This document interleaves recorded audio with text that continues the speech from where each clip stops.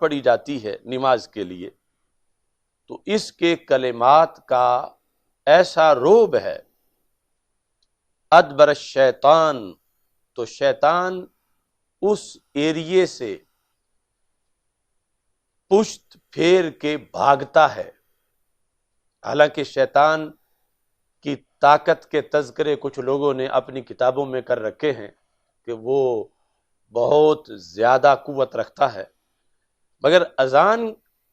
کے کلمات کا جو دباؤ ہے یہ شیطان برداشت نہیں کر سکتا اور شیطان بھاگتا ہے، اور اس کے بھاگنے کی جو صورت ہے اس کے لحاظ سے بھی رسول پاک صلی اللہ علیہ وسلم نے یہ ارشاد فرما وَلَهُ دُرَاتٌ، یعنی جب وہ بھاگتا ہے تو اتنا ڈرا ہوا ہوتا ہے کہ جس کے نتیجے کے اندر اس کی ہوا نکل جاتی ہے، یعنی وہ صرف بھاگتا ہی نہیں بلکہ ڈرا ہوا بھی ہوتا ہے، اور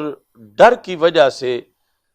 کہ اس پر کوئی آفت آ گئی ہے، مصیبت آ گئی ہے، وہ بھاگ رہا ہوتا ہے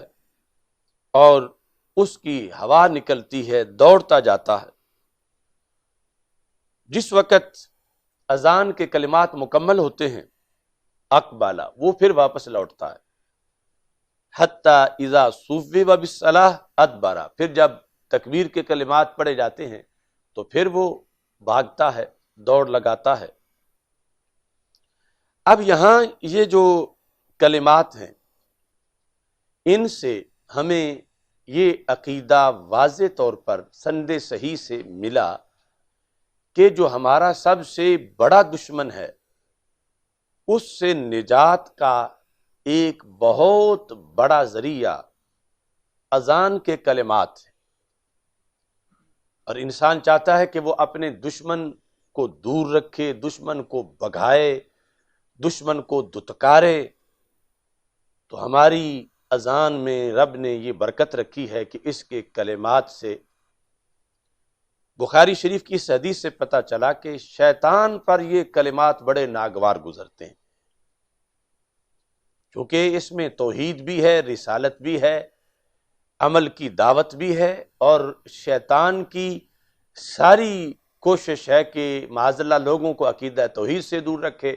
لوگوں کو رسول پاک صلی اللہ علیہ وسلم کی رسالت کے عقیدے سے دور رکھے، یا اگر مومن ہیں یہ عقیدہ رکھتے ہیں تو پھر انہیں مسجد سے دور رکھے، نماز سے دور رکھے۔ اس بنیاد پر اذان کو جب وہ سنتا ہے تو اس کو مایوسی ہوتی ہے اور اس پہ وحشت طاری ہوتی ہے کہ یہ تو میری ساری محنت پہ پانی پھر رہا ہے۔ اب یہ تو سمجھ آئی کہ شیطان کو اس سے تکلیف ہوتی ہے، مگر توصیف الرحمن کو جو تکلیف ہوئی یہ سمجھ نہیں آ رہا۔ علماء نے مشورہ دیا ہے کہ اپنے گھروں کی چھتوں پہ چڑھ جاؤ اور اذانیں دو، اجتماعی اذانیں دو، تاکہ یہ وبا اللہ ہم سے اٹھا لے۔ پیارے بھائی، سنت پہ عمل کرو گے تو اللہ راضی ہوگا، سنت کے راستے کو چھوڑ کے بدعات کو اپناؤ گے تو اللہ ناراض ہوگا۔ کسی صحیح حدیث سے یہ بات ثابت نہیں کہ مصیبت آنے پر اجتماعی اذانیں دی جائیں، چھتوں پہ چڑھا جائے۔ کچھ لوگ قبروں پہ جا کے اذانیں دیتے ہیں، کوئی سیلاب کے آنے پہ اذانیں دیتے ہیں، کوئی مختلف موقعوں پہ اذانیں دیتے ہیں۔ کسی صحیح حدیث سے یہ بات ثابت نہیں ہے۔ تو اس لیے اللہ کو راضی کرنا ہے تو نبی کریم صلی اللہ علیہ وسلم کی سنت پہ آئیے۔ آپ اللہ کے نبی صلی اللہ علیہ وسلم کی سنت کو چھوڑ کر دین میں نئے کام کریں گے تو اللہ راضی نہیں ہوگا بلکہ اللہ اور ناراض ہوگا۔ کیونکہ شیطان تو شیطان ہے کہ وہ بھاگتا ہے، دوڑتا ہے اور اس کی ہوا نکلتی ہے۔ شیطان شیطان ہے، مگر اس بندے کا نام تو توصیف الرحمن ہے، اور ہم نام بگاڑتے بھی نہیں، لیکن نام توصیف الرحمن ہے مگر کام جو ہے اس کی مناسبت کس سے ہے یہ ہم وضاحت میں نہیں جاتے، لیکن حدیث شریف سے یہ واضح ہو رہا ہے کہ اذان سے جس پر گھبراہٹ طاری ہوتی ہے وہ شیطان ہے، اور پھر وہ بھاگتا چلا جاتا۔ ادھر ہم نے اعلان کیا، علماء اہل سنت نے اعلان کیا کہ کرونا وائرس سے بچاؤ کے لیے اذانیں دی جائیں گی، اور ابھی یہ اذانیں شروع بھی نہیں ہوئی تھیں کہ نجدی توصیف الرحمان نے اس کے مقابلے میں آ کر اذانوں سے روکنے کے لیے گفتگو شروع کر دی اور اسے بدعت کہنا شروع کر دیا۔ حالانکہ یہ وہی شخص ہے کہ جس کے سامنے حجاز مقدس میں وہ کچھ ہوا، وہ نئے کام ہوئے، اس ایک سال کو اگر دیکھ لیں، اور یہ پوری دنیا پہ جو وبال آیا ہے، یہ جب ہم ان کاموں کی طرف دیکھتے ہیں تو مرکز اسلام میں جب اتنی بڑی تبدیلیاں آئیں اور وہاں پر جب اس طرح کے عریانی فحاشی کے مواقع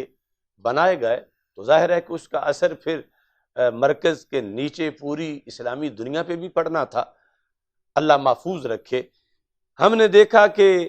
اخبارات میں یہ سرخیاں لگیں کہ پہلی بار عورتوں کو سعودی عرب میں ڈرائیونگ کی اجازت دے دی گئی۔ جب یہ ایک تبدیلی آئی، ظاہر ہے کہ یہ تبدیلی قرآن و سنت کے خلاف تھی، لیکن یہاں توصیف الرحمان کی زبان حرکت میں نہیں آئی۔ پھر آیا کہ پہلی بار عورتوں کو سعودی عرب میں ٹیکسی چلانے کی اجازت دے دی گئی۔ مطلب یہ ہے کہ اب وہ غیر محرم مردوں کو بھی ساتھ اپنے بٹھا کے جہاں چاہیں علیحدگی میں سفر کر سکتی ہیں، لے جا سکتی ہیں۔ یہ مزید ایک بہت بہان خبر تھی، اور پھر وہ بھی مرکز اسلام میں۔ یہاں بھی یہ توصیف الرحمان اور اس کے ٹولے کے سارے جو مفتیان یا علماء ہیں وہ نہیں بولے۔ پھر یہ آیا کہ اس کے آگے مزید جو ہے تبدیلی آ گئی کہ دکانوں کے اندر جو سیل پرسن ہیں ان کے طور پر عورتوں کی بھرتی شروع ہو گئی۔ پھر یہ آیا کہ پہلی مرتبہ ہوٹلوں میں بغیر کسی محرم کے عورتوں کو کمرے بک کروانے کی سہولت دی گئی۔ اس کے ساتھ یہ آیا کہ سعودی عرب کے طول و عرض میں میوزیکل شو ان کی اجازت دے دی گئی، اور برسریام شیطان ننگا ناچنے لگا۔ اس کے ساتھ یہ خبر آئی کہ پہلی بار سعودی عرب میں سینمے کھول دیے گئے۔ پھر یہ خبر آئی کہ پہلی بار سعودی عرب میں نائٹ کلب کھول دیے گئے ہیں، جس میں مرد و زن قابل اعتراض لباس کے اندر، غیر شرعی لباس کے اندر انہیں ہر قسم کے ڈانس اور ناچ گانے کی اجازت دے دی گئی۔ ان خبروں کے ساتھ یہ خبریں بھی آئیں کہ عورتوں کو جو فٹ بال سٹیڈیم اور دیگر سٹیڈیم ہیں وہاں فیملی کے ساتھ جانے کی اجازت پہلی بار دے دی گئی۔ پھر یہ آیا کہ فیملی کی شرط ختم کر دی گئی اور ویسے بھی ان کو جانے کی اجازت دے دی گئی۔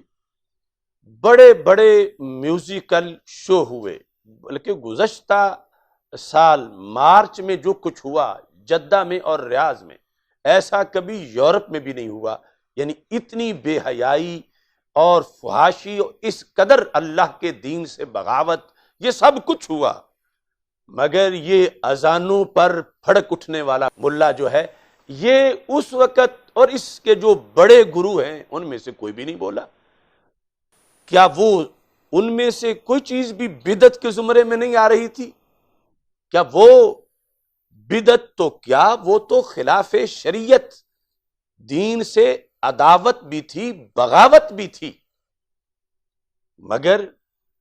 وہاں شریعت انہیں کیوں نہ یاد آئی؟ جب مقدس دیس عرب میں، ارض القرآن میں، ارض وحی میں، ان مقدس فضاؤں میں جب گانے بجانے اور میوزک کے گندی آوازیں گونجتی رہیں اور یہ سارے متوع جو ہیں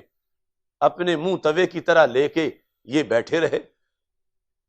اگر یہ بولتے ہیں ایمان اور غیرت کی وجہ سے تو وہ موقع تو بہت بڑا تھا اظہار غیرت کا، اظہار دین کا۔ اور پھر اسی مقدس سرزمین میں، بلاد عرب میں مندر بنے، گرجے بنے،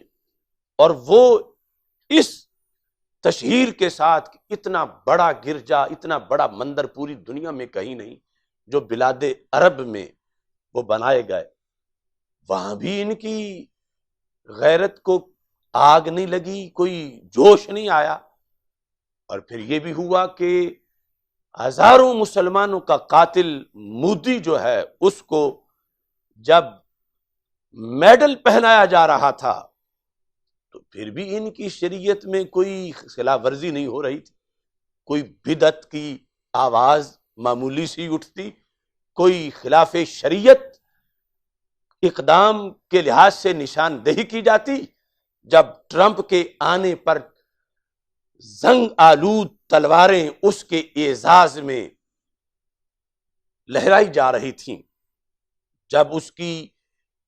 حیا باختہ بیوی اور بیٹی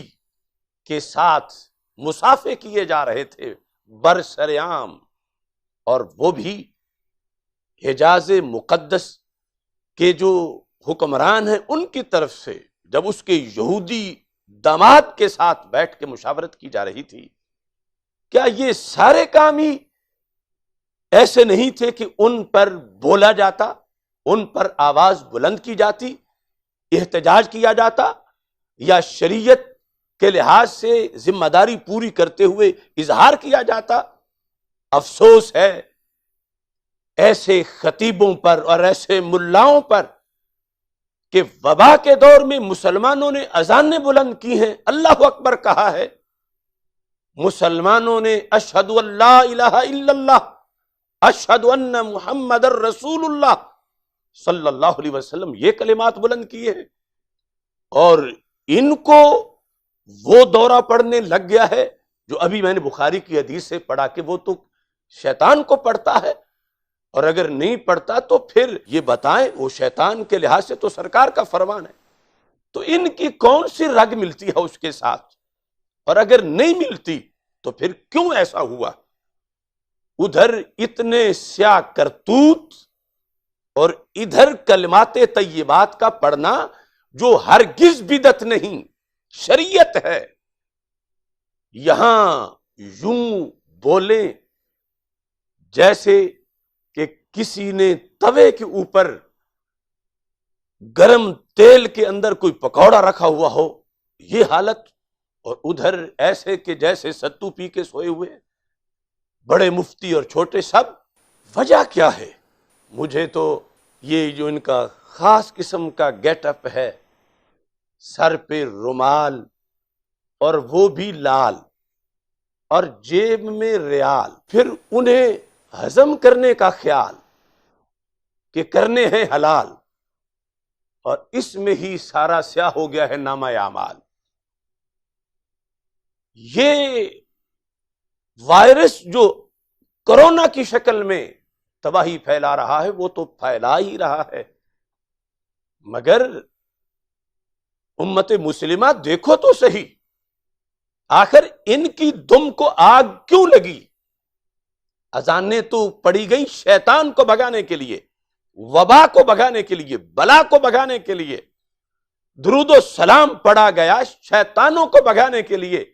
اور حصول رحمت کے لیے، اور یہ خامخواہ بیچ میں آ رہے ہیں، بدعت کہہ رہے ہیں، کبھی کوئی فتویٰ لگا رہے ہیں،